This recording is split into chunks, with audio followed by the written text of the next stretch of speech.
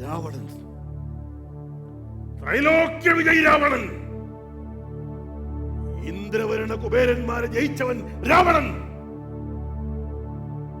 മനോഹരിയായ ലങ്കയും അതുല്യമായ പുഷ്പകവും നേടിയവൻ രാവണൻ, ബ്രഹ്മാവിന്റെ പോർച്ചട്ടയും സദാശിവന്റെ ചന്ദ്രഹാസവും രാവണന് സ്വന്തം. എന്നിട്ടും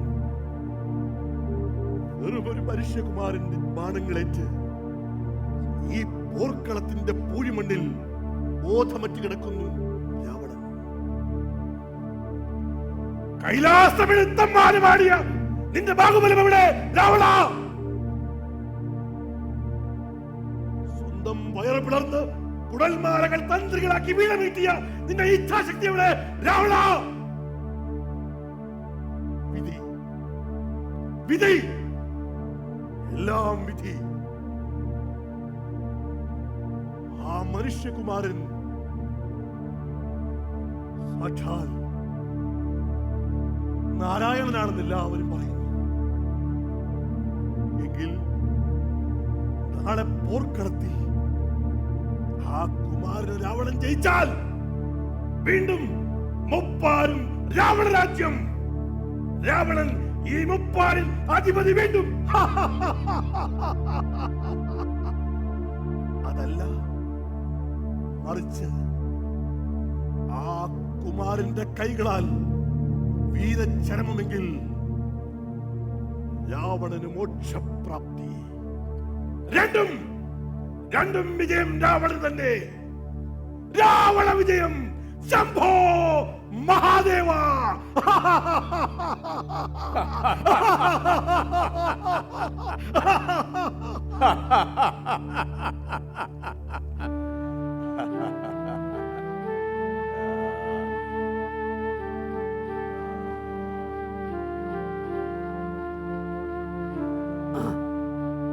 രണ്ടുപേരും കയറുക. ശബ്ദമുണ്ടാക്കരുത്. ഉച്ചയ്ക്ക് കഞ്ഞികൂടി കഴിച്ചിട്ടുള്ള ഉറക്കമാണ്.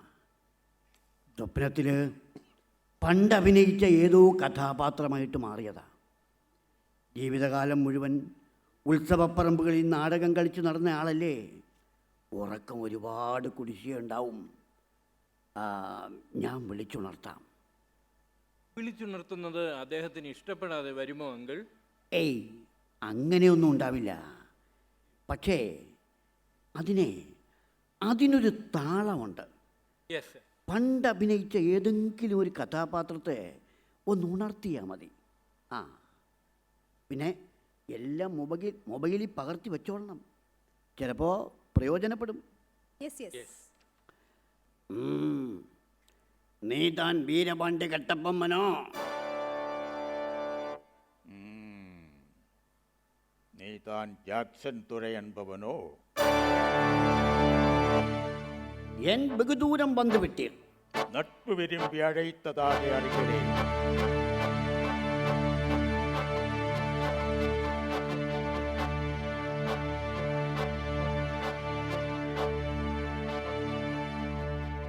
அதை விரும்பி நானும் வந்துள்ளேன்.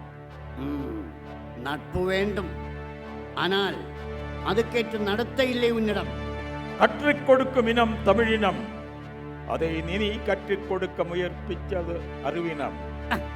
ஆற்காடு நவாபு கிட்ட இருந்து நாட்டுரிமை வாங்கியிருப்பவர் நாங்கள். நீ இப்போது வரும் பேற்றுக்காரன். பேற்றி கொடுப்பவர்கள் நாங்கள். இல்லாவிட்டால் நீ இந்த நாட்டுக்குள்ளே நுழைந்திருக்க முடியாது. அகம் இன்னும் ஒழிவையில்லை உன்னிடம். எல்லாம் உடன் பிறந்தவை ஒழியாது. உன்மீதே குற்றம் சுமத்துகிறேன். என்னவென்று? எடுத்துரைத்தால் கணக்கிலடங்காது. எண்ணிக்கை தெரியாத குற்றம். அகம்பிடித்தவன். எனக்கா எண்ணிக்கை தெரியாது? சொல்கிறேன், சொல். உன் நிலத்தில் விளையும் விளைகளுக்கு கிஸ்தி அடக்கவில்லை. எங்களுக்கு சேர வேண்டிய திரை செலுத்தவில்லை. வரியும் கட்டவில்லை. அதுக்கெல்லாம் வாட்டியும் கட்டவில்லை. கிஸ்தி கிஸ்தி திரை வரி வட்டி வானம் பொழிகிறது, பூமி விளைகிறது, உனக்கெங் கொடுக்கணும் கிஸ்தி? எங்களோடு வயலுக்கு வந்தாயா? ஏற்றம் விளைத்தாயா? நீர்ப்பாய்ச்சி நடுவயல் நிறைய கண்டாயா? நட்டு நட்டாயா? களை பறித்தாயா? கவனி வாழ் உழவர்க்கு கஞ்சிக்கலையம் சுமந்தாயா? அங்கு கொஞ்சி விளையாடும் என் குலப்பெண்களுக்கு மஞ்சரை அரைத்து பணிபுரிந்தாயா? அல்லது நீ மாமனா மச்சானா? மானங்கட்டவனே, யாரை கேட்கிறாய் திரை? எதற்கு கேட்கிறாய் வரி? மேலே நாட்டுழவர் கூட்டம் உன் பறக்கறுகளின் உடல்களையும் போரடித்து தலைகளை நெல்கதிர்களாய் குவித்து விடும். ஜாக்கிரதை.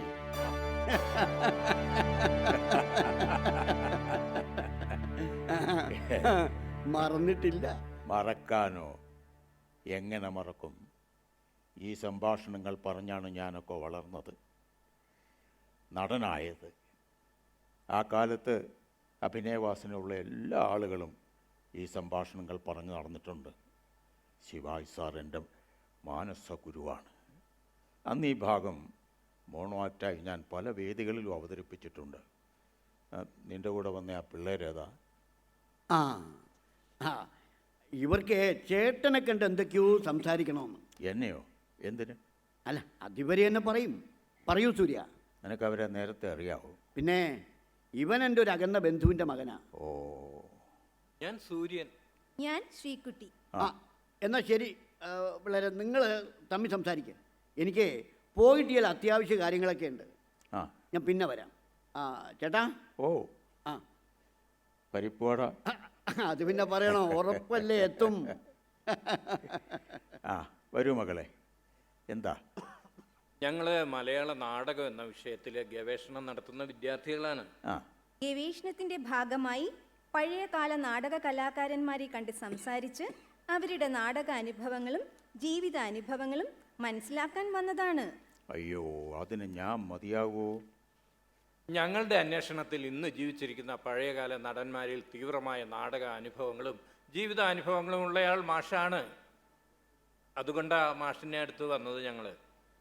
നാടകക്കാരന് യാതൊരു വിലയുമില്ലാത്ത നാടാണ് കേരളം. മറ്റെല്ലാ വിഭാഗം കലാകാരന്മാർക്കും സമൂഹത്തിൽ സ്ഥാനമുണ്ട്, നല്ല പ്രതിഫലവുമുണ്ട്. അവഗണിക്കപ്പെട്ടവരാണ് ഞങ്ങൾ.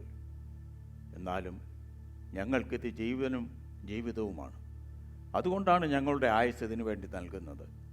ആ എന്തായാലും ഗവേഷണക്കാരും നാടകക്കാരനെ അന്വേഷിച്ച് വന്നതിൽ അത്ഭുതവും സന്തോഷവും തോന്നുന്നു. ആ പറഞ്ഞോളൂ, ഞാൻ എന്താണ് വേണ്ടത്? നമുക്ക് സംസാരിക്കാം. അപ്പോൾ ഉണ്ടാകുന്ന ചോദ്യങ്ങൾക്ക് അങ്ങ് മറുപടി പറഞ്ഞാൽ മതി. അഭിമുഖം അല്ലേ? ഇതുവരെ ആരും അതിന് വന്നിട്ടില്ല. നാടകക്കാരൻ്റെ അഭിമുഖം ആർക്കു വേണം? അയ്യോ, അഭിമുഖമല്ല, ഗുരുശിഷ്യ സംവാദമായി അങ്ങ് കണ്ടാൽ മതി. എങ്കിൽ സന്തോഷം. അല്ല, ഇത് ചെറിയൊരു ഒറ്റമുറി വീടാണല്ലോ. ഒരു ചായ്പ് കൂടിയുണ്ട്, പാചകം അവിടെയാണ്. സ്വന്തമായി ഇത് മാത്രമേ ഉള്ളൂ? ഏയ്, ഈ വീട് എൻ്റെ സ്വന്തമല്ല. സ്വന്തമായി വീടോ ഭൂമിയോ ഇല്ലാത്ത നാടകക്കാരനാണ് ഞാൻ. ഈ വീട്ടിൽ മറ്റാരുമില്ലേ? മാഷ് ഒറ്റയ്ക്കാണോ? മറ്റാരുമില്ല, പക്ഷെ ഒറ്റയ്ക്കല്ല, ദൈവമുണ്ട് കൂടെ. പിന്നെ ഞാൻ അഭിനയിച്ച എൻ്റെ കഥാപാത്രങ്ങളും. കഥാപാത്രങ്ങളോ? അതെങ്ങനെ? ആ, കഥാപാത്രങ്ങൾ. ഏകാന്തതയിൽ ഞാൻ അവരുമായി സംവദിക്കും. 9ാമത്തെ വയസ്സിൽ മോണോ ആക്ട് ചെയ്ത് കലാജീവിതം ആരംഭിച്ചു. 12ാമത്തെ വയസ്സിൽ സ്കൂൾ നാടകത്തിൽ വേഷമിട്ട് നാടക നടനായി. മാഷേ, മറ്റൊരു കാര്യം ചോദിച്ചോട്ടെ. അങ്ങയുടെ ഈ നാടക പ്രവർത്തനങ്ങൾക്ക് വീട്ടിൽ നിന്ന് പ്രോത്സാഹനം ഉണ്ടായിരുന്നോ? ഹേയ്, അശേഷമില്ലായിരുന്നു. നാടകം കളിക്കുന്നതിന് തല്ലും കിട്ടിയിട്ടുണ്ട്. ചില അധ്യാപകർ നല്ല പ്രോത്സാഹനം തന്നു. ഞാൻ നാടകം കളിക്കുന്ന എൻ്റെ അമ്മയ്ക്കിഷ്ടവൻ.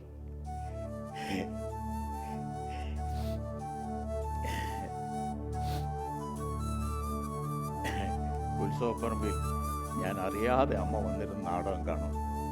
ആ കാലമല്ലേ? അമ്മയ്ക്ക് മാത്രം ഇഷ്ടമായതുകൊണ്ട് കാര്യമില്ല, അമ്മ നിസ്സഹായല്ലേ. പിന്നെ എങ്ങനെയാണ് ഇങ്ങനെ ഒറ്റയ്ക്കായത്? ആ, അത് ഒരു 60 വർഷം മുമ്പാണ്.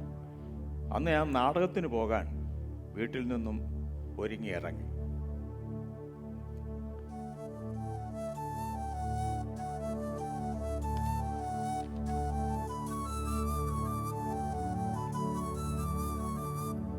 അമ്മേ, അമ്മേ, ആ ഞാൻ അടുക്കളയിലുണ്ട്. ഈ അമ്മയെ കാണണമെങ്കിൽ അടുക്കളയിൽ തന്നെ പോയി നോക്കണം. എന്താടാ? ഞാൻ പോയിട്ട് വരാമേ. ഇന്ന് എവിടാടാ നാടകം? ആ, ഇന്ന് 2 കളിയുണ്ടമ്മേ, ഓച്ചിറയും ഹരിപ്പാടും. അപ്പൊ നാളെ പകലേ തിരിച്ചു വരത്തുള്ളൂ. അതെ അതെ അതെ, അതുവരെ അച്ഛന്റെ വഴക്ക് മുഴുവൻ ഞാൻ കേൾക്കണം. കേൾക്കണം. നീ നാടകത്തിന് പോയി എന്നറിഞ്ഞ ദേഷ്യം മുഴുവൻ എന്നോടാ എന്റെ കുഞ്ഞെ. നീ നാടകത്തിന് പോകുന്നത് അച്ഛന് ഇഷ്ടമല്ല എന്ന് നിനക്കറിയാലോ. നിന്റെ ചേട്ടനും ഇഷ്ടമല്ല, അവനും എന്നെയാ കുറ്റപ്പെടുത്തുന്നത്. നിനക്കിതൊന്നും നിർത്തിക്കൂടെടാ മക്കളെ? നാടകം കളിക്കാതെ എനിക്ക് ജീവിക്കാൻ പറ്റില്ലെന്ന് അമ്മയ്ക്ക് അറിയാവുന്നതല്ലേ. എൻ്റെ അമ്മയ്ക്കല്ലേ എന്നെ നന്നായിട്ട് മനസ്സിലാക്കാൻ സാധിക്കൂ. ആ അതൊക്കെ ശരിയാ. നീ നാടകം കളിക്കുന്നത് എനിക്ക് ഇഷ്ടവുമാ. നിന്റെ നാടകം കാണാൻ എനിക്ക് ആഗ്രഹമുണ്ട്. പക്ഷെ അതുകൊണ്ടായില്ലല്ലോ. അച്ഛൻ പറയുന്നതും കാര്യമല്ലേ. നാടകം കൊണ്ട് നടന്നാൽ ജീവിക്കാൻ പറ്റുമോ? വരുമാനം വേണ്ടേടാ. ചെറിയ ശമ്പളമൊക്കെ കിട്ടുന്നുണ്ടമ്മേ. പൈസ അങ്ങോട്ടങ്ങോട്ട് പോകുമ്പോൾ അത് കൂടി കൂടി വരും. ഒരു ഉറപ്പുമില്ലാത്ത പണിയല്ലേടാ. വല്ല PSC പരീക്ഷ എഴുതി സർക്കാർ ജോലിയിൽ കയറാൻ നോക്ക്. ഒരു ബ്ലേഡ് വാങ്ങിക്കാൻ പോലും നീ അച്ഛന്റെ മുമ്പിൽ കൈ നീട്ടതെന്ന് ഞാൻ കാണുന്നുണ്ട്. നിന്റെ ഭാവി ഓർത്തുള്ള വിഷമം കൊണ്ടാ അച്ഛൻ ഈ വഴക്കൊക്കെ പറയുന്നേ. ഓ ശരി ശരി, ഞാൻ എഴുതാം. പക്ഷേ ഞാൻ നാടകം നിർത്തുകയല്ല. അമ്മ, ഒരു 10 രൂപ. എന്റെ കയ്യിൽ എവിടെ നടാ കാശ്? അല്ല, എന്തിനാ ഇപ്പൊ 10 രൂപ? കയ്യിലൊന്നും ഇല്ലമ്മേ. വണ്ടിക്കൂലിക്കും പിന്നെ ഉത്സവപ്പറമ്പിൽ പോയാൽ ചായയും വടയെങ്കിലും കഴിക്കണ്ടേ? ഇതാ ഞാൻ പറഞ്ഞത്. വയസ്സ് 25 ഇപ്പോഴും ഒരാവശ്യത്തിന് നിന്റെ കയ്യിൽ കാശില്ല. അച്ഛനോ ഞാനോ തരണം. നിന്റെ ഭാവി ഓർത്ത് എനിക്ക് മനസ്സിൽ തീയ. നീ എങ്ങനെ ജീവിക്കും മക്കളെ?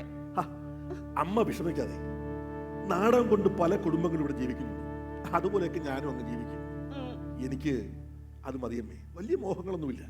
നാടകക്കാരനായി അങ്ങ് ജീവിച്ചാൽ മതി. എനിക്ക് ഒരു 10 രൂപ. തരാം.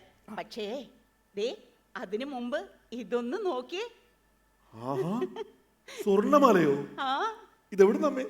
ഇതേ ഞാൻ പണിയിപ്പിച്ചതാ നമ്മുടെ ഗോപാലപ്പണിക്കിനെ കൊണ്ട്. ആർക്കാ? കുഞ്ഞുപെങ്ങൾക്കോ അത് അമ്മയ്ക്ക് തന്നെയോ? അല്ലടാ, ഇത് നിനക്കാ. എനിക്കോ? അതേടാ മക്കളെ. നിനക്കേ സ്വർണ്ണമാല ഇടാൻ കൊതിയാണെന്ന് അമ്മയ്ക്ക് അറിയാം. രാജന്റെ മാല അവൻ കാണാതെ എടുത്തിട്ടോണ്ട് നീ നടക്കുന്നത് ഞാൻ കാണുന്നുണ്ട്. ദേ, അവൻ നിന്നെ വഴക്ക് പറയുന്നതും ഞാൻ കാണുന്നുണ്ട്. ഇത് മക്കള് കഴുത്തിലിട്ടോ. ഗുരുവായൂരപ്പന്റെ ലോക്കറ്റാ. ഇത് അമ്മയുടെ മനസ്സാ. എന്നും കഴുത്തിൽ തന്നെ കിടക്കണം കേട്ടോ. ദേ, ജീവിതത്തിൽ എന്ത് കഷ്ടപ്പാടും ബുദ്ധിമുട്ടും വന്നാലും പണയം വെക്കോ വിൽക്കുകയോ ചെയ്യരുത്.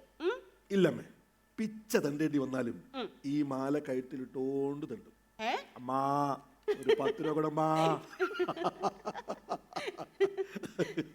ഇവന്റെ ഒരു കാര്യം.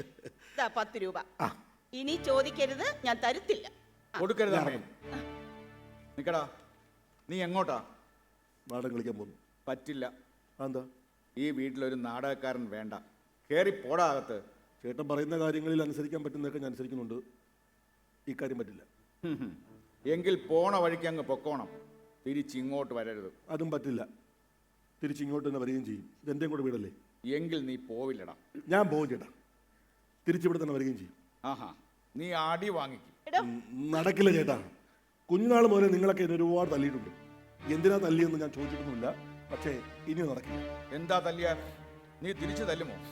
ഒരിക്കലുമില്ല. പക്ഷേ എന്റെ ദേഹത്ത് അടി വീഴാതെ നോക്കണമല്ലോ. ആഹാ, എങ്കിൽ അതൊന്ന് കാണണമല്ലോ. നാടകത്തിന് പോകണം. എനിക്ക് നാടകം കളി. അച്ഛന്റെ സ്ഥാനം. തമ്മി തല്ലാനും തുടങ്ങിയോ ഈ വീട്ടില്? എന്താടാ ഇവിടെ? പുറത്തു നിന്നപ്പോ ഞാൻ ഒരു ബഹളം കേട്ടല്ലോ. നീ എന്തിനാടി കരയുന്നേ?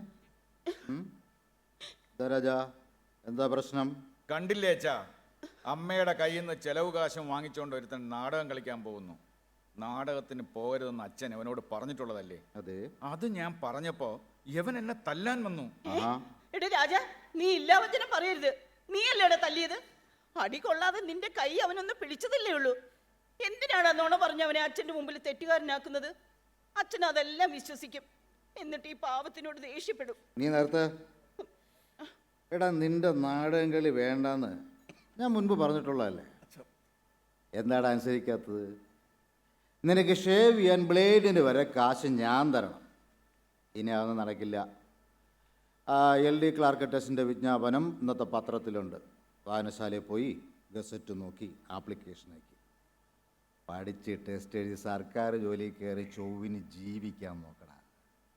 കൊലപ്പത്ത് ചക്കര ഉണ്ടാക്കാൻ നേരത്ത് നാടകം കളിക്കാൻ നടക്കുന്നു. കറുപ്പ എന്താ മേടിച്ചിരിക്കുന്നത്? ഞാൻ പറയുന്നത് നിന്റെ ചെവി കയറുന്നില്ലേ? ഈശയം വെച്ച് കാട്ടാളിനെ പോലെ നിൽക്കുന്നത് കയറി പോടാകത്ത്. അച്ഛാ അച്ഛാ എനിക്ക് നാടകം നിർത്താൻ പറ്റില്ല അച്ഛാ. ശ്ശോ. എന്നാൽ നിനക്ക് ഇനി ഈ വീട്ടിൽ താമസിക്കാനും പറ്റില്ല. അത് അച്ഛൻ പറയട്ടെ, ചേട്ടൻ എന്തിനാ പറയുന്നത്? എന്നാ രാജൻ തന്നെ പറ. എങ്കിൽ ഇനി ഈ വീട്ടിൽ കാര്യങ്ങൾ എനിക്ക് ഒറ്റയ്ക്ക് നോക്കാൻ പറ്റത്തില്ല. എനിക്കെൻ്റെ ജോലിയും കുടുംബമൊക്കെ നോക്കി സ്വസ്ഥമായിട്ട് അങ്ങ് ജീവിക്കണം. ഇവിടുത്തെ കാര്യങ്ങൾ ഇവനങ്ങ് നോക്കട്ടെ. രാജൻ പറഞ്ഞ കേട്ടല്ലോ. ഇനി നീ നിന്റെ തീരുമാനം എന്താന്ന് വെച്ചാ പറ. ഇല്ലച്ച, ഇവൻ അച്ഛൻ പറയുന്നതൊന്നും സമ്മതമല്ല. ഇങ്ങനെ വിടരുത് അവനെ. അച്ഛനെ അനുസരിക്കാൻ പറ്റില്ലെങ്കിൽ ഇറങ്ങി പോവാൻ പറ. പോയി ഇഷ്ടം പോലെ ജീവിക്കട്ടെ. പക്ഷേ തിരിച്ചു വരണമെന്ന് തോന്നിയാൽ ഇവൻ നാടകം നിർത്തിയിട്ട് വരട്ടെ. രാജ, നീ എന്താടി പറയുന്നേ? ഈ വീട്ടിൽ നിന്ന് പോയാൽ അവൻ എങ്ങനെ ജീവിക്കൂടാ? അമ്മേ, അവൻ ജീവിക്കാൻ പഠിച്ചിട്ട് വരട്ടെ. അതെ, അങ്ങെന്താ ഒന്നും മിണ്ടാത്തത്? അല്ല, അത് പിന്നെ രാജൻ പറഞ്ഞു തന്നെയാ അതിന്റെ ശരി. ഇല്ല, അവനെങ്ങും പോകുന്നില്ല. ഞാൻ വിടില്ല അവനെ. അവൻ പാവ, ജീവിക്കാൻ അറിയാത്തവനാ. നാടകം മാത്രമേ അവനെ അറിയൂ. ഓഹോ, ശരി. എങ്കിൽ അവൻ ഇവിടെ താമസിക്കട്ടെ. ഞാനും എന്റെ കുടുംബം അങ്ങ് മാറിയേക്കാം. വേണ്ട ചേട്ടാ, വേണ്ട, അതൊന്നും വേണ്ട. ഞാൻ പോയേക്കാം. അമ്മേ, ചേട്ടൻ ഇവിടെ വേണം. എന്നെ കൊണ്ട് ഈ വീടിന് പ്രത്യേകിച്ച് പ്രയോജനമൊന്നുമില്ല, ഈ കോമാളിത്തരങ്ങളല്ലാതെ. ഞാൻ ഇറങ്ങുന്നു അമ്മേ. മക്കളെ, പോവല്ലേടാ മോനെ, പോവല്ലേ? ദേ, അവനെ ഒന്ന് തിരിച്ചു വിളിക്ക്. എന്റെ കുഞ്ഞ് എവിടെ താമസിക്കും? ആര് നോക്കും അവനെ? എടാ രാജ, ഒന്ന് പോയി വിളിച്ചോണ്ട് വാടാ അവനെ. ഒന്ന് പോടാ മോനെ. മക്കളെ, വിശ്വാ, പോവല്ലേടാ മോനെ, മോനെ. അയ്യോ അമ്മേ, അച്ഛാ, എടാ, നീ അവളെ എടുത്ത് അകത്തെങ്ങാനും കൊണ്ടുപോയി കിടത്ത് ചെല്ല്.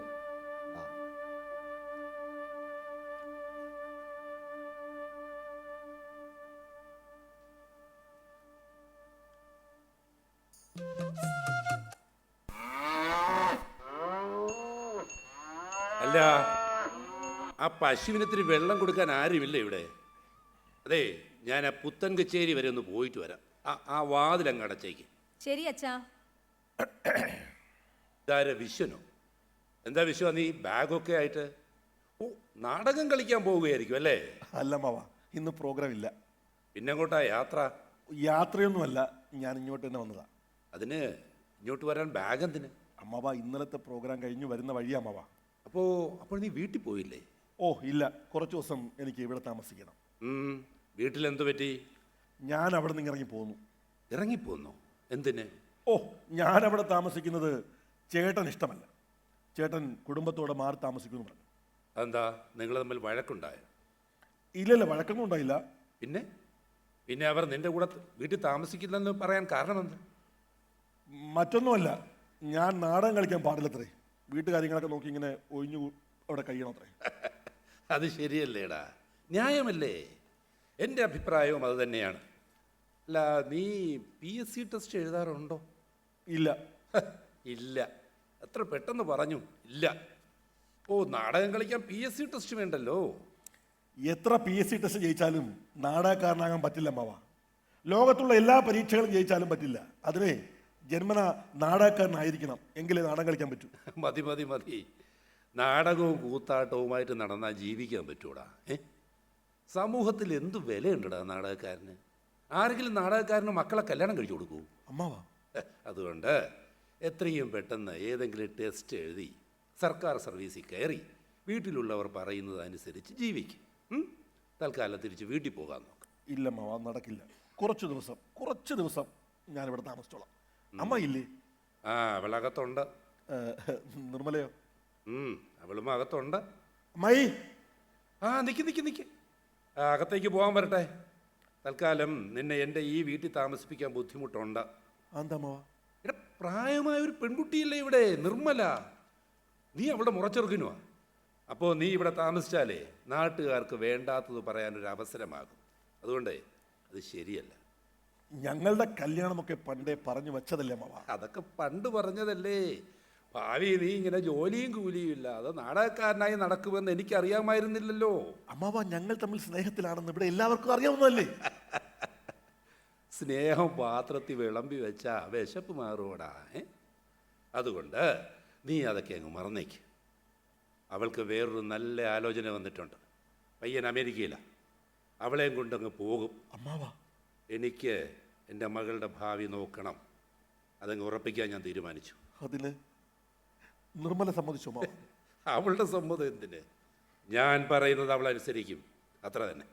അച്ഛാ, നീ എന്താ ഇവിടെ? നിന്നെ ഇപ്പോൾ ഇവിടെ ആരെങ്കിലും വിളിച്ചോ? കയറിപ്പോടിയകത്താ. എനിക്ക് ആ കല്യാണം വേണ്ടച്ചാ. അതെന്താ? വിശ്വേട്ടനല്ലെങ്കിൽ ആയുഷ്കാലം ഞാൻ കല്യാണം കഴിക്കാതെ കഴിഞ്ഞോളാം. ഞാൻ ആർക്കും ഭാരമാകില്ല. എനിക്ക് സർക്കാർ ജോലിയുണ്ടല്ലോ. മതി മതി മതി, ഇക്കാര്യത്തിൽ എനിക്ക് നിന്റെ അഭിപ്രായം വേണ്ട.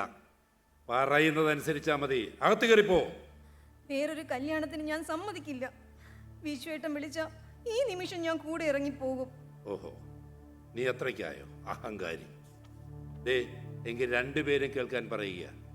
3 മാസം കഴിയുമ്പോൾ ആ പയ്യൻ അമേരിക്കയിൽ നിന്ന് വരും. അപ്പോൾ ഈ കല്യാണം നടക്കണം. അതിനിടയ്ക്ക് നീ ഇവളെ വിളിച്ചിറക്കി കൊണ്ടുപോവുകയോ അവൾ നിന്റെ കൂടെ ഇറങ്ങി വരികയോ ചെയ്താൽ പിന്നെ ഞാൻ ഈ ഭൂമിയിൽ ജീവനോടെ ഉണ്ടാവില്ല. അതിൻ്റെ പൂർണ്ണ ഉത്തരവാദികൾ നിങ്ങൾ രണ്ടുപേരും മാത്രമായിരിക്കും. അച്ഛാ, വേണ്ട നിർമ്മലേ, ഞാൻ കാരണം ഇവിടെ ഒരു ദുരന്തമുണ്ടാകാൻ പാടില്ല. എനിക്ക് വേണ്ടി നീ അവിവാഹിതയായി കഴിയുകയും വേണ്ട. അമ്മാവൻ തീരുമാനിക്കുന്ന ആളെ കല്യാണം കഴിച്ച് നീ സുഖമായി ജീവിക്കുക. അല്ലെങ്കിലും നാടകക്കാരൻ്റെ സ്നേഹത്തിന് ഈ നാട്ടിൽ വിലയൊന്നുമില്ലല്ലോ. പണ്ടൊരു ജന്മദിനത്തിൽ നീ എനിക്ക് സമ്മാനിച്ചതാണ് നിന്റെ പേര് തുന്നിയായി പട്ടുതൂവാല. അന്ന് നീ പറഞ്ഞിരുന്നു ഇതിപ്പോഴും എൻ്റെ കയ്യിൽ സൂക്ഷിക്കണമെന്ന്. ഈ നിമിഷം ഞാനത് പാലിച്ചു. ഇനി എനിക്കത് അർഹതയില്ല. ഹൃദയം പറിച്ചെടുക്കുന്ന വേദനയോടെ ഞാനത് തിരിച്ചു തരും. ഇല്ല, ഞാനിത് വാങ്ങില്ല. ഞാൻ എൻ്റെ ജീവനും ജീവിതവുമാണ് വിശ്വേട്ടന് തന്നത്. അതെനിക്ക് തിരിച്ചു വേണ്ട. നീ ഇത് വാങ്ങിക്കോ, ഞാൻ പോകുന്നു. വിശ്വേട്ടാ, പോകല്ലേ. ഞാനും വരുന്നു. എന്നെയും കൂടെ കൊണ്ടുപോ. എന്നെ തനിച്ചാക്കി പോകല്ലേ. എവിടെ ഈ പോകുന്നത്? ഇവിടെ ഈ മുറിയിൽ വന്ന് കിടക്ക്. മര്യാദയ്ക്ക് ഇവിടെ കിടന്നോണം. കല്യാണം കഴിയുന്നത് വരെ നിന്നെ ഞാൻ പുറം ലോകം കാണിക്കില്ല. നീ ജോലിക്കും പോകണ്ട. അതാണ് എന്റെ തീരുമാനം. എന്നെ തനിച്ചാക്കി പോകല്ലേ വിശ്വേട്ടാ. വിശ്വേട്ടാ, വിശ്വേട്ടാ. മാഷ് താമസം ഇവിടെയായി അല്ലേ? അല്ല, ഇവിടെ വരുന്നത് പിന്നീടാണ്. അപ്പോൾ അത്രയും കാലം എവിടെ കഴിഞ്ഞു? അതൊരു ഉത്സവക്കാലമായിരുന്നു. സീസൺ കഴിയുന്നത് വരെ സമിതി വക ക്യാമ്പിൽ താമസിച്ചു. അത് കഴിഞ്ഞ് കൂടെ അഭിനയിച്ച ഒരു നടി അവരുടെ വീട്ടിലൊരു മുറി എനിക്ക് വാടകയ്ക്ക് തന്നു. അവിടെ താമസമായി. ആ നടിയും അവരുടെ അമ്മയും മാത്രമേ ഉണ്ടായിരുന്നുള്ളൂ. ഒരു ദിവസം വാടക വാങ്ങിക്കാൻ അവർ വന്നു. കൂടെ ഒരു ചെറുപ്പക്കാരനും ഉണ്ടായിരുന്നു. ഞാൻ വാടക എടുത്തു കൊടുത്തപ്പോൾ ആ സ്ത്രീ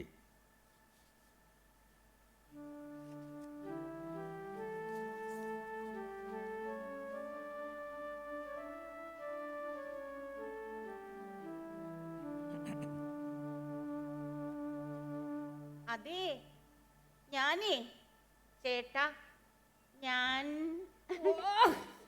എടി സുമിത്രയെ, നീ ഇങ്ങനെ കാര്യം കൊണ്ട് കളപ്പറച്ചിരിക്കാതെ കാര്യം എന്താണെന്ന് വെച്ചാൽ പറഞ്ഞു കൊടുക്ക്. പറയാം. അതെ മാഷേ, ഒരു കാര്യം പറയാനുണ്ടേ. ഇതാ വാടക. ആദ്യം അതങ്ങ് വാടക കൊടുത്തോ. പോലും. എന്തിന്? മാഷി വാടക തരണ്ട. വാടകക്കാരനല്ലാതെ മാഷിനെ ഇവിടെ താമസിക്കാം. അതെങ്ങനെ? സൗജന്യമായിട്ടോ? അതൊന്നും വേണ്ട. അയ്യോ, സൗജന്യമല്ല, ഇത് മാഷിന്റെ സ്വന്തം വീടാണെന്ന് കരുതിക്കോ.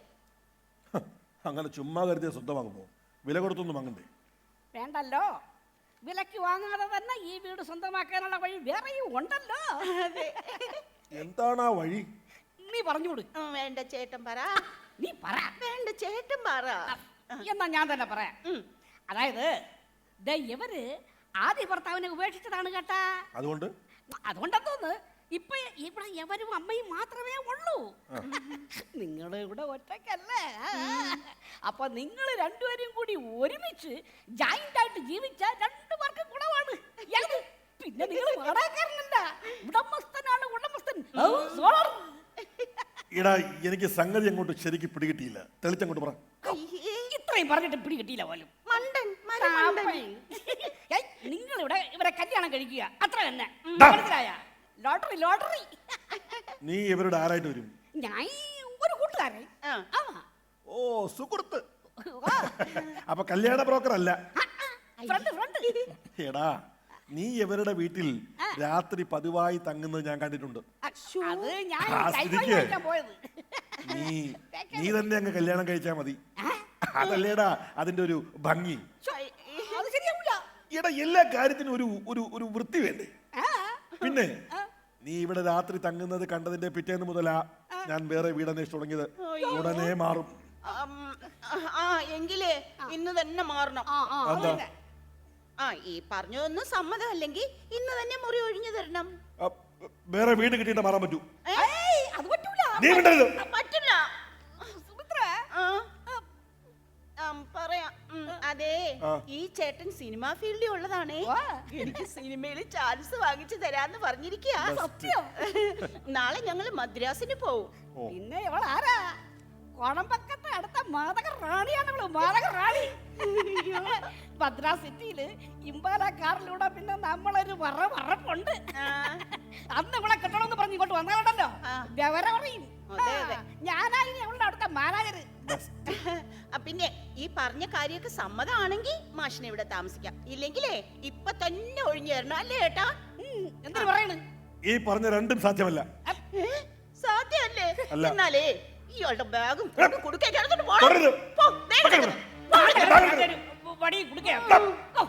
അത്രയും നല്ല ചാൻസ് ഉണ്ടാക്കി കൊടുത്തിട്ട് ഞാൻ മുറിയൊന്ന് പോട്ടെ. ചേട്ടാ, ഞാൻ പോവാന്ന്. പോവാൻ ചേട്ടാ. പോവാ.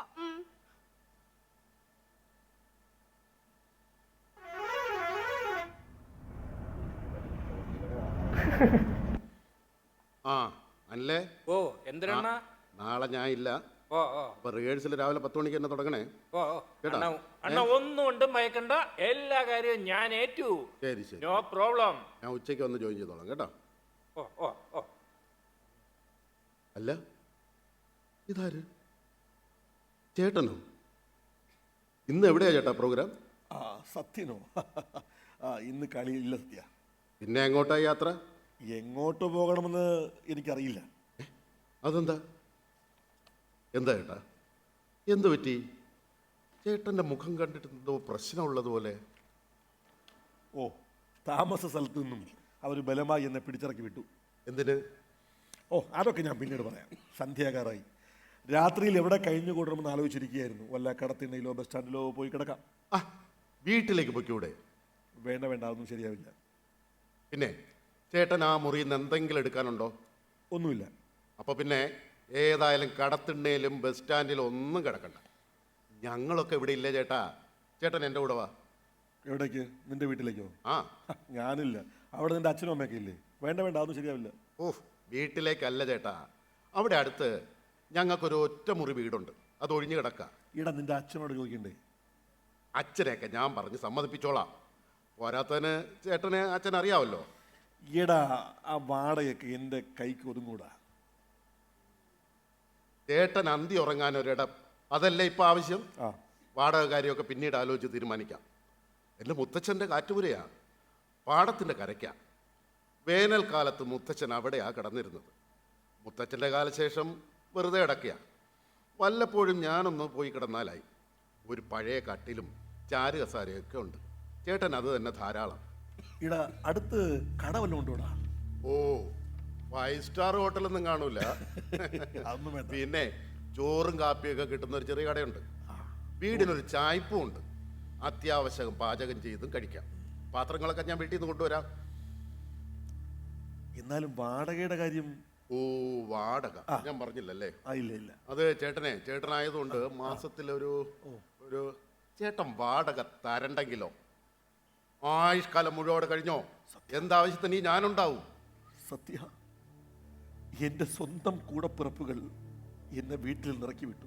ഏയ്, ഒരു ബന്ധവും ഇല്ലാത്ത നീ എനിക്ക് ആയുഷ്കാലം താമസിക്കാൻ വീട് സൗജന്യമായി തരും. സത്യത്തിൽ നീ എനിക്ക് ആരാ?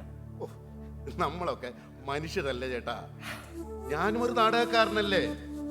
ഒരു നാടകക്കാരന്റെ വേദന മറ്റൊരു നാടകക്കാരനെങ്കിലും അറിഞ്ഞിരിക്കണ്ടേ? ചേട്ടൻ ധൈര്യമായിട്ട് എന്നോട് വാ, എടുക്ക് ആ ബാഗ് എടുക്ക. ഞാൻ എടുത്തോളാം. വേണ്ട, ബാഗ് ഞാൻ പിടിച്ചോ. ഞാൻ എടുക്കാവിടാ. നടക്ക്.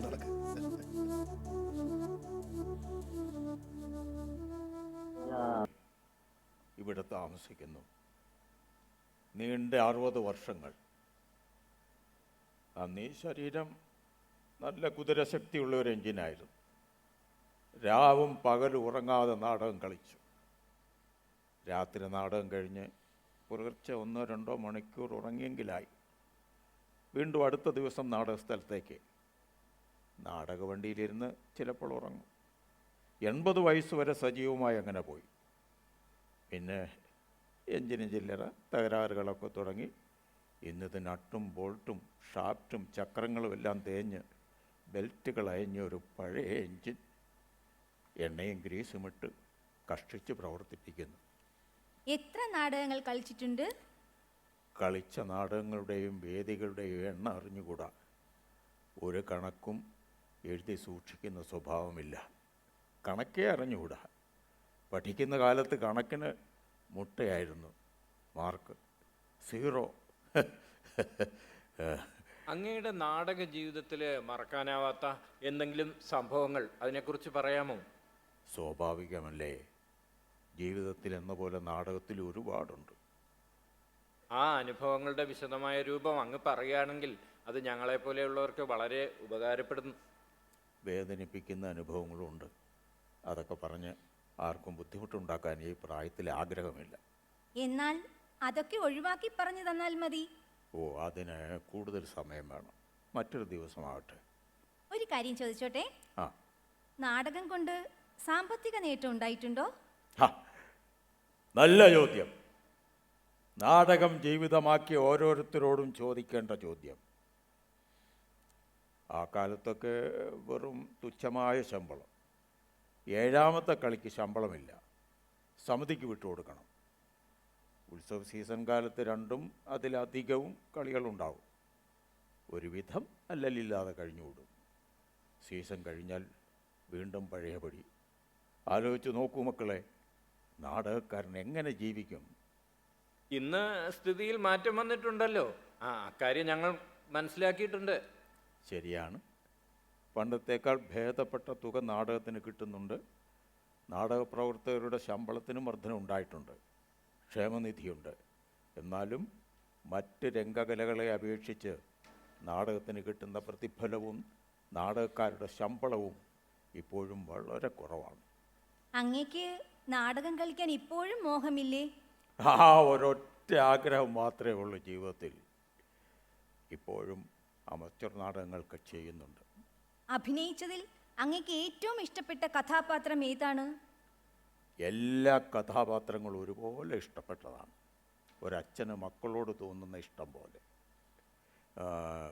വേലുത്തമ്പി ദളവയുടെ ജീവിതാന്ത്യം സ്കൂൾ വാർഷികത്തിന് ലഘുനാടകമായി അവതരിപ്പിച്ചു.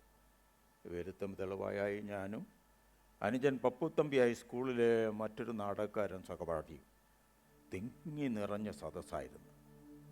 നെഞ്ചിൽ കഠാര കുത്തി ഇറക്കി ജീവത്യാഗം ചെയ്ത് സ്റ്റേജിൽ രക്തം വാർന്നു കിടക്കുന്ന വേലുത്തമ്പി ദളവയുടെ മുറിപാടിൽ കർട്ടൻ വീണയുടനെ ഉത്കണ്ഠയോടെ വന്ന് നോക്കിയ ഹെഡ് മാസ്റ്ററുടെ വാത്സല്യവും ആകാംക്ഷയും കരുതലും നിറഞ്ഞ മുഖം ഈ 85-ാം വയസ്സിലും എൻ്റെ മനസ്സിൽ തെളിഞ്ഞു നിൽക്കുന്നു.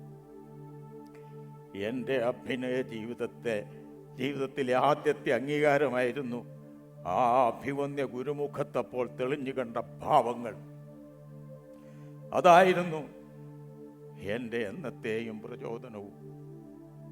ഇന്നും അതിനുശേഷം സ്കൂളിലും നാട്ടിലും വേലുത്തമ്പി എന്നാണ് ഞാൻ അറിയപ്പെട്ടിരുന്നത്.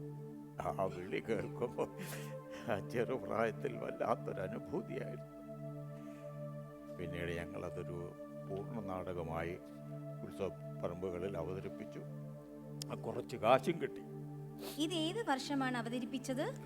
1952 ആദ്യമായി അവതരിപ്പിച്ചത്. പിന്നെ കോളേജിൽ പഠിക്കുമ്പോൾ ഷേക്സ്പിയറുടെ ഒഥല്ലോയും ജൂലിയസ് സീസറും പഠിച്ചിരുന്നു. ആ സമയത്ത് ഒഥല്ലോയിലെ മർഡർ സീനും സീസറിലെ ആന്റണി സൊറേഷനും ഒക്കെ സ്റ്റേജിൽ അവതരിപ്പിച്ചിട്ടുണ്ട്. ആന്റണി സൊറേഷൻ ഓർമ്മയുണ്ടോ? യെസ്, ഓർമ്മയുണ്ട്. കേട്ടോളൂ. Friends, Romans, countrymen, lend me your ears. I come to bury Caesar, not to praise him. The evil that men do lives after them. The good is oft interred with their bonds. So let it be with Caesar. The noble Brutus hath told you Caesar was ambitious. If it were so, it was a grievous fault, and grievously hath Caesar answered it. Here underlay of Brutus and the rest. Lord Brutus is an honorable man. So are they all honorable men. Come I to speak in Caesar's funeral? He was my friend, faithful and just to me. But Brutus says he was ambitious, and Brutus is an honorable man. He hath brought many captives home, whose ransom did the general coffers fill. Did this in Caesar seem ambitious? When that poor cried, Caesar hath wept. Ambition should be made of sterner stuff. Yet Brutus says he was ambitious, and Brutus is an honorable man. You all did see on the pergola thrice presented him a kingly crown, which he did thrice refuse. Was this ambition? Yet Brutus says he was ambitious, and sure, Brutus is an honorable man. Wow, marvelous. Thank you. It's an experience. Thank you. Really wonderful. അവാർഡുകൾ കിട്ടിയിട്ടുണ്ടോ? സർക്കാർ അവാർഡുകളും അല്ലാത്തവയും കിട്ടിയിട്ടുണ്ട്. ആദ്യം award കിട്ടിയപ്പോൾ എന്തു തോന്നി? അവാർഡുകൾ മോഹിക്കുകയോ പ്രതീക്ഷിക്കുകയോ ചെയ്യാറില്ല. അതുകൊണ്ട് പ്രത്യേകിച്ച് ആവശ്യമൊന്നും തോന്നാറുമില്ല. വേഷങ്ങൾ ചെയ്യുന്നത് ഞാനല്ല, എല്ലാം ചെയ്യുന്നത് ദൈവമാണ്. ആ കാരുണ്യം എൻ്റെ ഉള്ളിൽ പ്രകാശിക്കുമ്പോഴാണ് ഞാൻ കഥാപാത്രമാവുന്നത്. പ്രാർത്ഥനയും സമർപ്പണവും മാത്രമാണ് എൻ്റെ കർത്തവ്യം. ആ ചൈതന്യം നമ്മെ കൈവിടില്ല. എല്ലാം നമ്മളറിയാതെ സംഭവിച്ചുള്ളൂ. ഇതെൻ്റെ മാത്രം വിശ്വാസമാണ്. അവാർഡ് കിട്ടിയ ശേഷം നാടക ജീവിതത്തിലും സ്വകാര്യ ജീവിതത്തിലും ഉണ്ടായ മാറ്റം? ഏയ്, അങ്ങനെ പ്രത്യേകിച്ച് മാറ്റമൊന്നും ഉണ്ടായില്ല. ആദ്യത്തെ അവാർഡ് എൻ്റെ ജീവിതത്തിൽ ഏറ്റവും ധന്യമായ നിമിഷം എനിക്ക് സമ്മാനിച്ചു. എന്നോട് പിണക്കത്തിലായിരുന്ന എൻ്റെ അച്ഛൻ എന്നെ ഓർത്ത് തീ തിന്നുകൊണ്ടിരുന്ന എൻ്റെ അമ്മയോടൊത്ത് എന്നെ കാണാൻ വന്നു. നീണ്ട 20 വർഷങ്ങൾക്ക് ശേഷം എൻ്റെ നാടക ജീവിതം എനിക്ക് തന്ന ഏറ്റവും ധന്യമായ നിമിഷങ്ങൾ.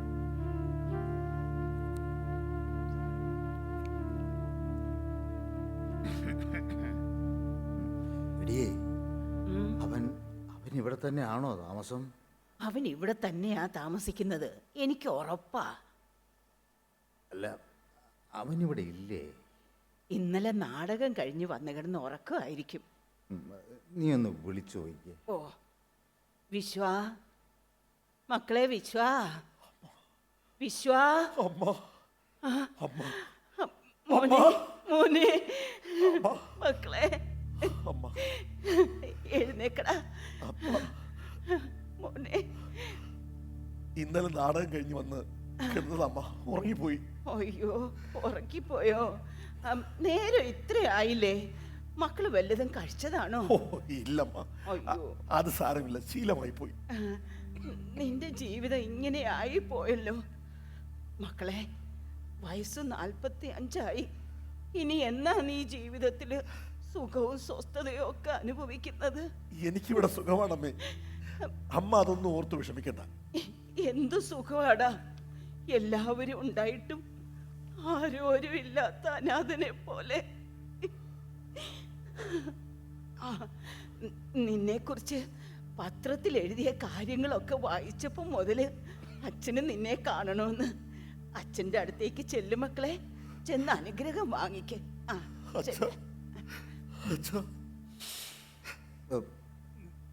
നീ വീട്ടിലോട്ട് വാ. വേണ്ട, ചേട്ടനത് ഇഷ്ടമാകില്ല. വീണ്ടും ഞാൻ കാരണം വീട്ടിലൊരു പ്രശ്നം ഉണ്ടാകാൻ പാടില്ല. ആ, അതും ശരിയാ. മോനെ, ഇന്ന് നിന്റെ ജന്മമാസമായത്. 45 വയസ്സായി നിനക്ക്.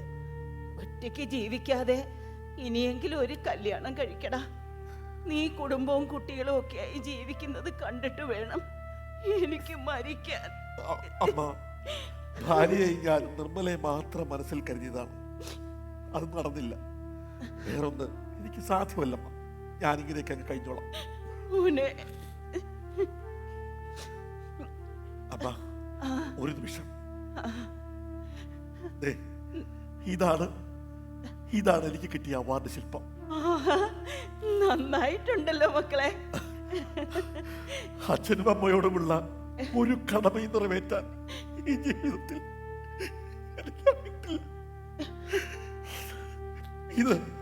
ഇതെനിക്ക് നാടകം തന്നതാണമ്മ. ഈ ജീവിതത്തിലെ എന്റെ ആകെ സമ്പാദ്യം. അച്ഛനും അമ്മയ്ക്കും തരാൻ ഈ നാടകക്കാരന്റെ കയ്യിൽ മറ്റൊന്നുമില്ല. ഇത് ആ പാദങ്ങളിൽ ഞാൻ സമർപ്പിക്കുന്നു.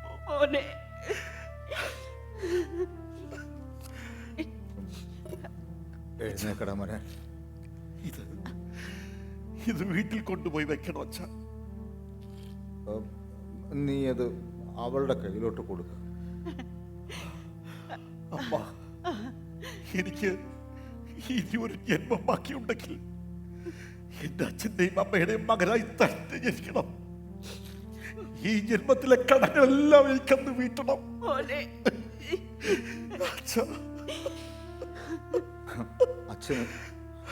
അച്ഛന് തെറ്റിപ്പോയി മക്കളെ. നിന്റെ മനസ്സറിയാൻ എനിക്ക് കഴിഞ്ഞില്ലടാ. ഈ അച്ഛനോട് ക്ഷമിക്കണം. പിന്നെ നിന്നോടൊരു കാര്യം പറയാനുണ്ട്. വസ്തു വീതം വയ്ക്കുമ്പോൾ നിന്റെ ഓഹരി അളന്ന് തിരിച്ച് ആധാരമാക്കി തരാം. അവിടെ ഒരു വീട് വെച്ച് താമസിക്കുകയോ വിൽക്കുകയോ എന്താന്ന് വെച്ചാ നിന്റെ ഇഷ്ടം പോലെ ചെയ്തു. വേണ്ട, എനിക്കൊന്നും വേണ്ട. എന്റെ ഓഹരി എന്റെ കുഞ്ഞു പെങ്ങൾക്ക് കൊടുത്തേക്ക് എന്റെ സമ്മാനമാണ്. അവൾക്ക് വേണ്ടി ഞാൻ ഈ ജീവിതത്തിൽ ഒന്നും ചെയ്തിട്ടില്ലല്ലോ. അവളുടെ കല്യാണം പോലും ചക്കട്ടില്ല. അത് വേണ്ട മക്കളെ, നിനക്കുള്ളത് നീ എടുത്തോടാ. നിനക്കും കേറി കിടക്കാൻ ഒരിടം വേണ്ടേ? വേണ്ട, ഒരു തരി മണ്ണ് പോലും എനിക്ക് വേണ്ട. മക്കളെ, ഞാൻ മരിക്കുന്ന സമയത്തെങ്കിലും നീ എൻ്റെ അരികത്ത് വേണം. ഓ, അന്നും നിനക്ക് നാടകം ഉണ്ടെങ്കിൽ വരാൻ പറ്റില്ലല്ലോ അല്ലേ? സാരമില്ല, അമ്മ അത് സഹിച്ചോളാം. എന്നാലും എൻ്റെ ആത്മാവ് എന്നും നിന്റെ കൂടെ ഉണ്ടാവും. പോട്ടെ മക്കളെ. മക്കളെ, അതൊക്കെയാണ് നീ എപ്പോഴെങ്കിലുമൊക്കെ നീ നിൻ്റെ അമ്മയെ വന്നൊന്ന് കണ്ടിട്ട് പോകണം.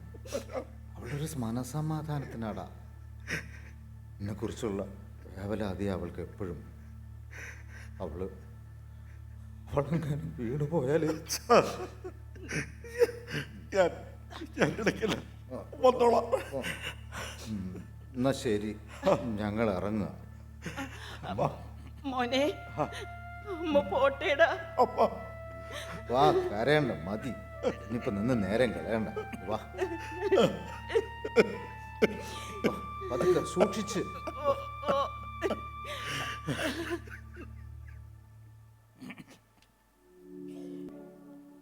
പറഞ്ഞു കേട്ടപ്പോൾ തന്നെ ഞങ്ങളുടെ മനസ്സിനെ വല്ലാതെ ബാധിച്ചു.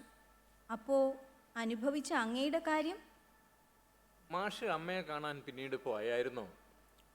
പലപ്പോഴും ഒരു ഉൾവിളി ഉണ്ടാവും, അമ്മ വിളിക്കും പോലെ.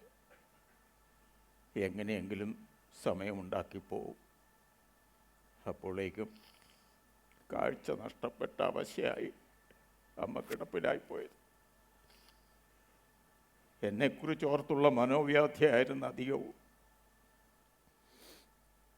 എങ്കിലും എത്ര നാൾ കഴിഞ്ഞ് ഞാൻ ചെന്നാലും മുറ്റത്തെ മണലിൽ ഞാൻ ചവിട്ടുമ്പോൾ കാഴ്ചയും ഓർമ്മയുമില്ലാതെ അസ്ഥിവഞ്ജനം പോലെ അകത്ത് കിടക്കുന്ന അമ്മ വിളിച്ചു ചോദിക്കും, വിശ്വനാഥോടാന്ന്.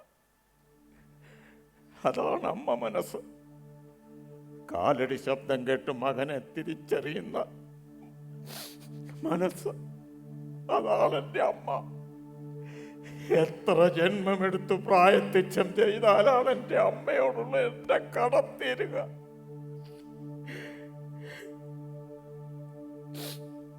അധികം താമസിയാതെ അമ്മയും മരിച്ചു. ഞാൻ അരികത്തില്ലായിരുന്നു. എല്ലാം കഴിഞ്ഞാണ് ഞാൻ ചെന്നത്. മാഷെ, ആരോ വരുന്നുണ്ട്. ഞങ്ങൾ മാഷിനെ നാളെ വന്ന് കണ്ടുകൊള്ളാം.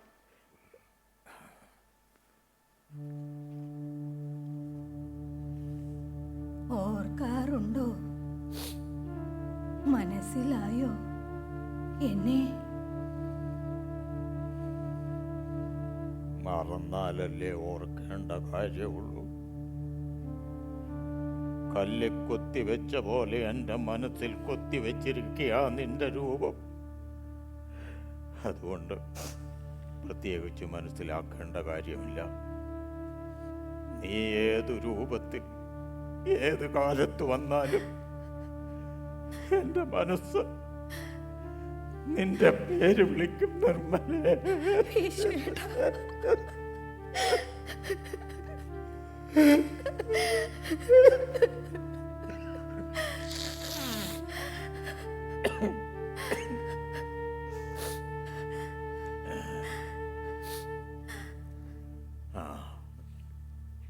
നീ ഇപ്പൊ എവിടെയാ? നാട്ടിൽ തന്നെയാ. ഭർത്താവ്? ഇല്ല, വേറെ 2 പേര് കൂടി എന്നോടൊപ്പം വന്നിട്ടുണ്ട്. അവരെ പുറത്ത് നിർത്തിയിരിക്കുക. അതെന്താ? വിളിക്കവര്. ഇപ്പോ ഈ കഴിഞ്ഞ നിമിഷങ്ങൾ അവിടെ നമ്മൾ 2 ആളും മതി. അതുകൊണ്ടാ പുറത്ത് നിൽക്കുന്നവരിൽ ഒരാൾ എൻ്റെ ഒരേ ഒരു മകൾ. അവൾ വിശ്വേട്ടൻ്റെയും മകളാണ്. എൻ്റെ മകളോ?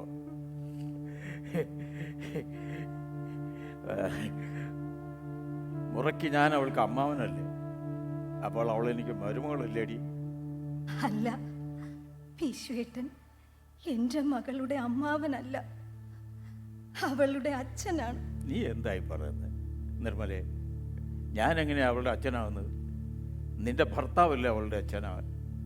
നിനക്കിതെന്തു പറ്റി? എൻ്റെ ഭർത്താവല്ല, എൻ്റെ മകളുടെ അച്ഛൻ. അവളുടെ അച്ഛൻ വിശ്വേട്ടൻ തന്നെയാണ്. അതെങ്ങനെ? എനിക്കൊന്നും മനസ്സിലാവുന്നില്ല.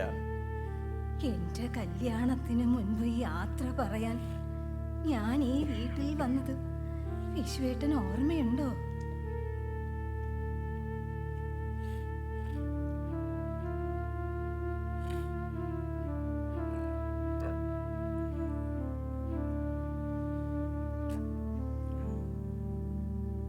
വിശ്വേട്ടാ, വിശ്വേട്ടാ. ഏ നിർമ്മലയോ, നീ എന്തിനാ ഇപ്പോൾ ഇങ്ങോട്ട് വന്നത്? എന്താ, ഞാൻ വരാൻ പാടില്ലേ? വരാൻ പാടില്ലായിരുന്നു. എനിക്കിവിടെ വരണമായിരുന്നു. 2 മാസം കഴിയുമ്പോൾ എൻ്റെ കല്യാണം നടക്കും. അതിനു മുൻപ് ചേട്ടനെ കണ്ടെനിക്ക് യാത്ര പറയണം. ഇടി അമ്മാവൻ എനിക്ക് നിന്റെ കല്യാണം കഴിച്ചു തരില്ലെന്ന് പറഞ്ഞതല്ലേ. നിന്നെ ഒന്ന് കാണാൻ പോലും എന്നെ സമ്മതിച്ചില്ല. നീ എന്നെ വിട്ടുപോയാലും നിന്നോട് യാത്ര പറയാൻ എനിക്കാവില്ല നിർമ്മലേ. നിനക്ക് യാത്രയില്ല.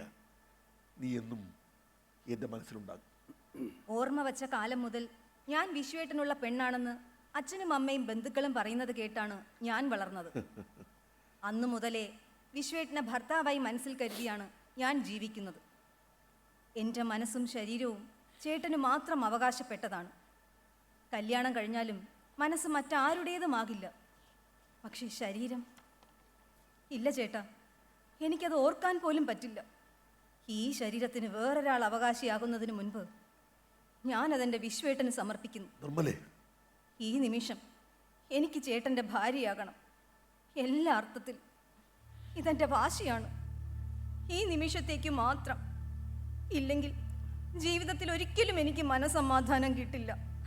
ചേട്ടന് വേണ്ടി മാത്രം ജീവിച്ച ചേട്ടൻ്റെ നിർമ്മലയുടെ യാചനയാണിത്. നിർമ്മലേ, എന്താ ഇത്? എഴുന്നേൽക്ക്, എഴുന്നേൽക്ക്, എഴുന്നേൽക്കാൻ. ഇല്ല, ഞാനിവിടെ തല തല്ലിച്ചാകും. നിർമ്മലേ, പാടില്ല, തെറ്റാണ്, ഇത് തെറ്റാണ്. എഴുന്നേൽക്ക്. ഇല്ല, നിർമ്മലേ, ഇല്ല, എനിക്കൊന്നും കേൾക്കണ്ട. ചേട്ടാ,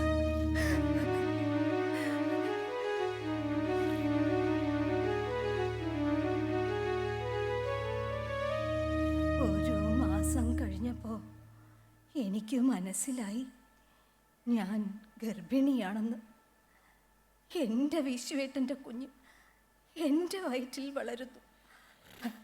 അന്ന് ഞാൻ അനുഭവിച്ച ആനന്ദവും നിർവൃതിയും ഇങ്ങ് കേറി വാ മക്കളെ. നോക്കിയേ, ആ കുഞ്ഞാണിവൾ, എൻ്റെ വിശ്വേട്ടൻ്റെ മകൾ, നമ്മുടെ മകൾ.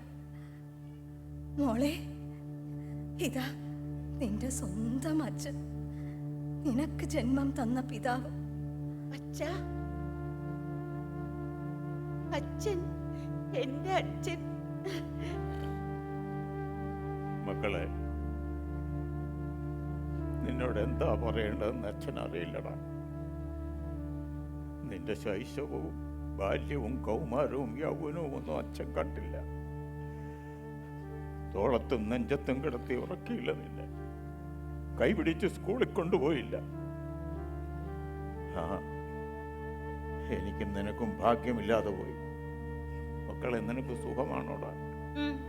സുഖം അച്ഛാ. നിർമ്മലേ, ഇവൾ എൻ്റെ അമ്മയുടെ തനി സ്വരൂപമാണ്. എന്താ മക്കളുടെ പേര്? ചുമ്മാൾ.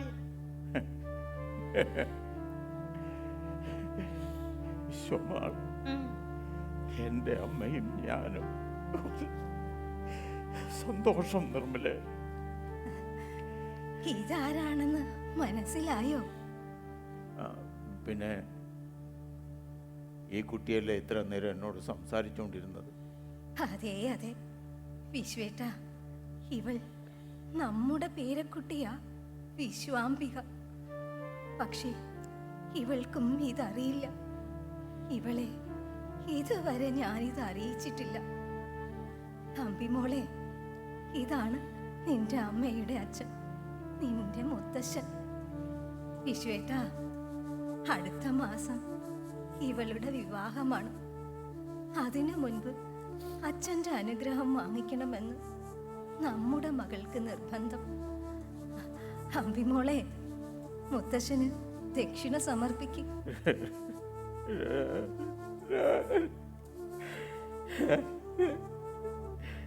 എൻ്റെ മണിക്കുഞ്ഞ്, മുത്തച്ഛൻ എന്താ നിനക്ക് തരിക? മുത്തച്ഛൻ്റെ കയ്യിലൊന്നുമില്ല.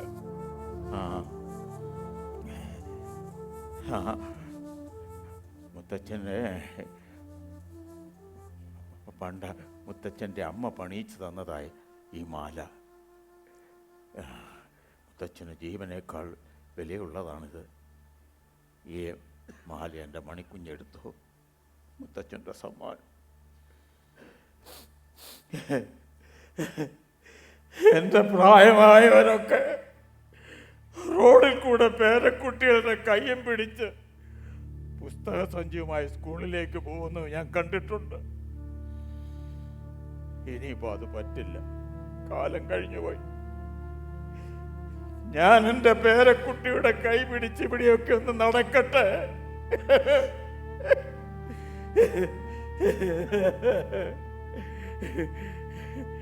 കണ്ടോടാ വിശ്വമൂർത്തി, നീ പോലും അറിയാതെ ഓർക്കാപ്പുറത്ത് നീ അച്ഛനും മുത്തച്ഛനുമായി.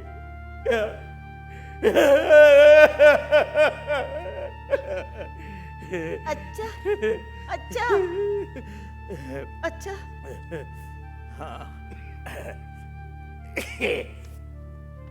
വല്ലാത്ത സന്തോഷവും സങ്കടവും എല്ലാം കൂടി. സാരമില്ല. അച്ഛാ, ഞാൻ പോയിട്ട് ഉടനെ വരും അച്ഛനെ കൊണ്ടുപോകാൻ. അച്ഛൻ വരണം. ഇനി എൻ്റെ കൂടെ കഴിഞ്ഞാൽ മതി. വേണ്ട മക്കളെ, എനിക്ക് അഭയം തന്ന സ്ഥലമായത്. ഇവിടം വിട്ട് ഞാൻ എങ്ങും പോകില്ല. വയസ്സ് ഇത്രയും ആയില്ലേ, വയ്യായികയുമായി. ഒറ്റയ്ക്ക് ഇങ്ങനെ എനിക്കിനി ബാധ്യതയൊന്നുമില്ല.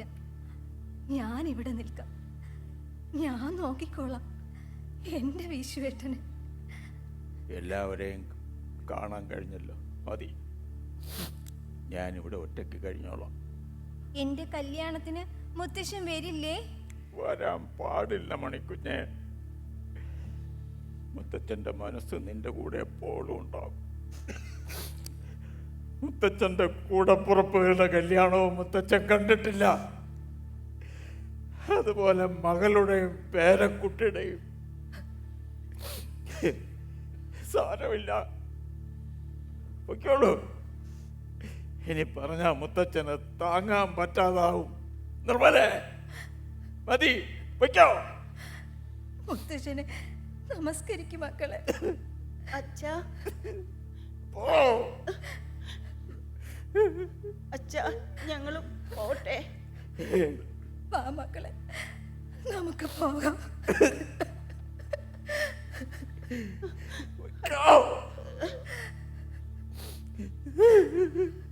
തോൽവി, ജീവിതം മുഴുവൻ തോൽവി. എന്റെ അമ്മേ, കാണുന്നുണ്ടോ മണ്ടനായ മകന്റെ ജീവിതം?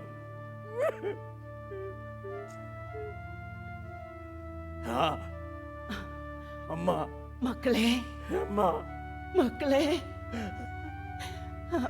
നിനക്കൊരു സ്വസ്ഥതയില്ലേടാ.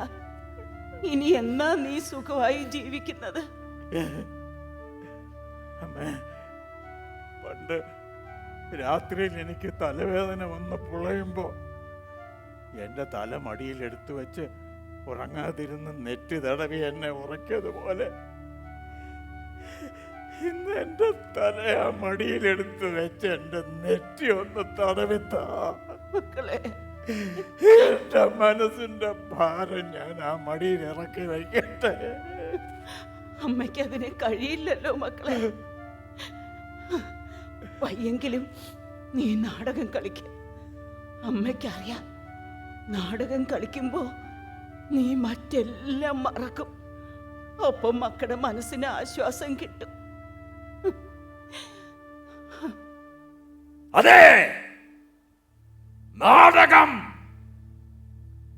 അതാണ് എൻ്റെ അസ്തിത്വം. എനിക്കത് അന്നമാണ്, അഭയമാണ്, ആശ്വാസമാണ്, ആശ്രയവും ഔഷധവുമാണ്, സർവവുമാണ്. നാടകവേദി ദേവാലയമാണ്, അഭിനയം ആരാധനയാണ്. ഈ നാടകത്തറ എൻ്റെ പോറ്റമ്മയാണ്. ഈ തറ എന്നെ കൈവിടില്ല. ഇവിടെ എൻ്റെ പെറ്റമ്മയുടെ പ്രാർത്ഥന നിർഭരമായ ആത്മാവിൻ്റെ സാന്നിധ്യമുണ്ട്. ജീവിതം മുഴുവൻ തോറ്റുപോയ ഞാൻ ഈ നാടകത്തറയിൽ നിൽക്കുമ്പോൾ പരാജിതനല്ല. മുഴങ്ങട്ടെ ശങ്കുനി, കേളികൊട്ടുയരട്ടെ, അലിയടിക്കട്ടെ കാവ്യശീലം.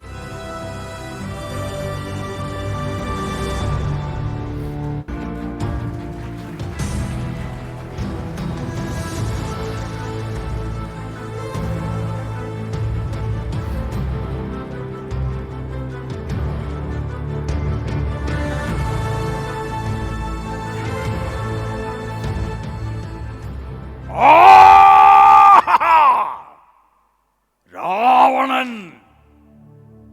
ത്രൈലോക്യ വിജയി രാവണൻ, ഇന്ദ്രവരുണ കുബേരന്മാരെ ജയിച്ചവൻ രാവണൻ. മനോഹരിയായ ലങ്കയും അമൂല്യമായ പുഷ്പകവും നേടിയവൻ രാവണൻ. ബ്രഹ്മാവിന്റെ പോർച്ചട്ടയും സദാശിവന്റെ ചന്ദ്രഹാസവും രാവണന് സ്വന്തം. എന്നിട്ടും ചെറിയൊരു മനുഷ്യകുമാരന്റെ ബാണങ്ങളേറ്റ് പോർക്കളത്തിൽ പൂഴിമണ്ണിൽ ബോധമറ്റ് രാവണൻ വീട് കിടന്നു.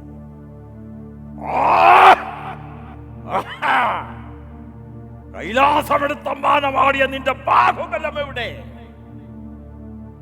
സ്വന്തം വയർ പിളർന്ന് ഉടൽമാലകൾ കൊണ്ട് വീണമീട്ടിയ നിന്റെ കഠിന ഇച്ഛാശക്തി എവിടെ?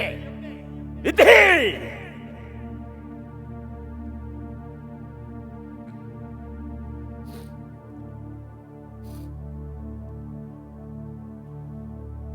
ആ മനുഷ്യകുമാരൻ സാക്ഷാൽ നാരായണനാണെന്ന് എല്ലാവരും പറയുന്നു. എങ്കിൽ നാളെ പോർക്കളത്തിൽ ആ കുമാരനെ രാവണൻ ജയിച്ചാൽ വീണ്ടും മുപ്പാരും രാവണരാജ്യം, രാവണൻ മുപ്പാരിൻ അധിപതി വീണ്ടും. അതല്ല, ആ കുമാരന്റെ കൈകളാൽ വീരചരമമെങ്കിൽ രാവണന് രാവണന് മോക്ഷപ്രാപ്തി. രണ്ടും വിജയം രാവണന് തന്നെ. രാവണ വിജയം. ശംഭോ മഹാദേവ.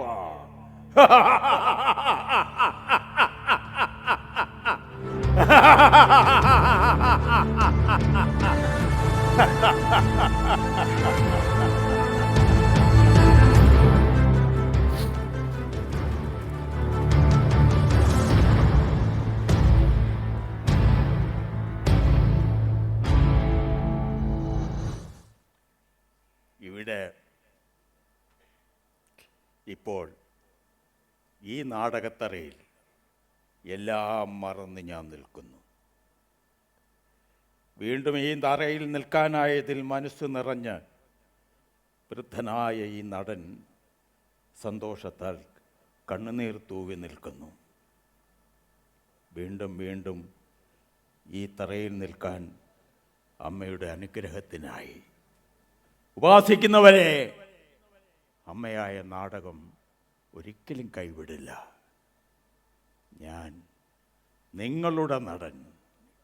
ഇത് നടചരിതം. പ്രിയമുള്ളവരെ, നടചരിതം ഇവിടെ പൂർണ്ണമാകുന്നു. ഈ നടചരിതത്തിൻ്റെ രചനയും സംവിധാനവും നിർവഹിച്ചത് സുധാകരൻ ശിവാർത്ഥി എന്ന ഈ നടൻ തന്നെയാണ്. 85 വയസ്സായ ഈ നടൻ തന്നെയാണ്. ഇദ്ദേഹത്തിൻ്റെ ജീവിതവുമായി ചേർന്ന് നിൽക്കുന്നതാണ് ഈ നാടകം എന്നുകൂടെ പറഞ്ഞുകൊള്ളട്ടെ. ഈ പുസ്തകോത്സവത്തിന് ഈ റീഡേഴ്സ് ഡ്രാമ എന്ന് ഞങ്ങൾ പേരിട്ട ഈ നടചരിതം ഏറ്റവും അനുയോജ്യമായി എന്ന് തന്നെ നിങ്ങളുടെ കയ്യടി കിട്ടിയതിൽ നിന്ന് തന്നെ ഞങ്ങൾ മനസ്സിലാക്കുന്നു. ഒരുപാട് നന്ദി.